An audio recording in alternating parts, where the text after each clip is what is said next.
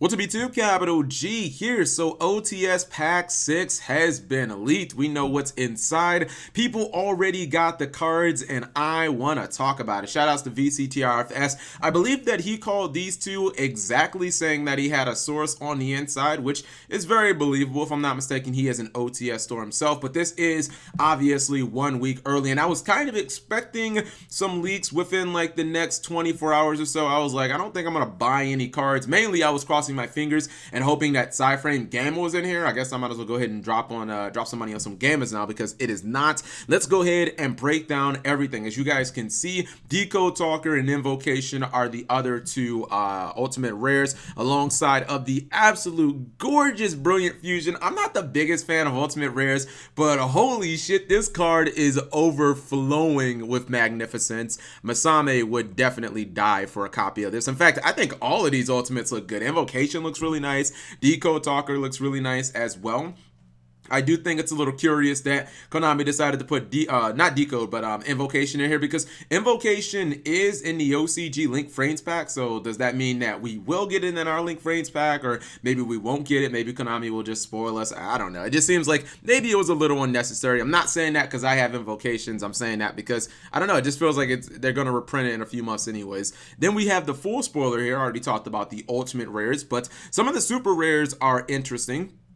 Like Revendread Slayer is apparently a super rare in here, and that's kind of crazy because didn't that just come out in Code of the Duelist? Like, that just seems extremely early. We've got 3 Paleozoic cards up in here, including Canadia, or is it, I think that's how you pronounce it. I probably mispronounced it, but it's fine. The Paleozoics we knew were in here because Konami told us that. Set Rotation is a really good one. I think Set Rotation is only a common. Set Rotation maybe could have even been an ultimate rare. I think that it's a really good card, and if Konami hits any field spells in the future, or if they do hit terraforming, which I think will be inevitable, you will see Set Rotation maybe start seeing a little more play. We've got the is that Winter Bell? Which one is that? Yeah, that's Wind Witch Winter Bell. Konami told us that one of the Wind Witch cards was going to get a rarity bump. I guess Winter Bell and what's the last one? Is it Crystal Bell? That's the fusion monster that nobody plays. I guess those were the only 2 choices because everything else in the archetype was already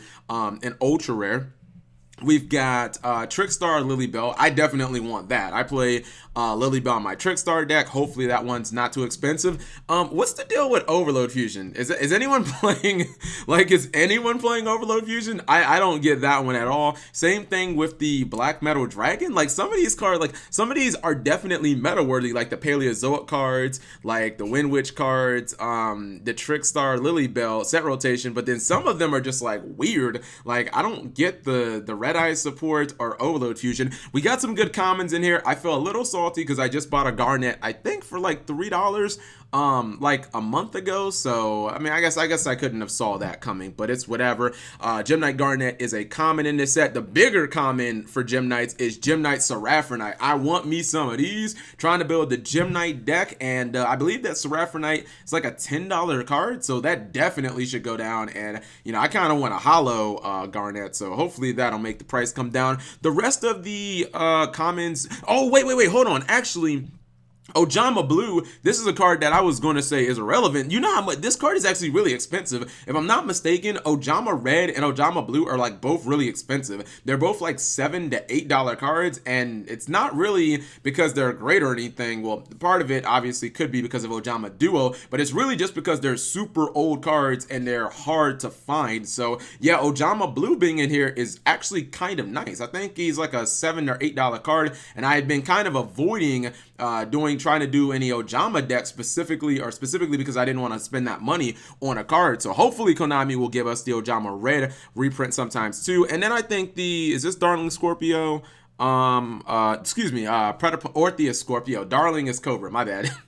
That's probably the only other like super relevant. Well, no, it's not. Gozuki is a pretty good card. Yeah, I think Gozuki and the Shiranui Spirit Master, like, those are okay cards for commons. Everything else is just kind of eh. But you guys let me know what you think. Leave it in the comment section below. I'll have links to the pictures, and I'll go ahead and put the spoiler list below in the description. Thank you guys for watching. As always, subscribe if you have not already, and turn on those notifications for daily videos.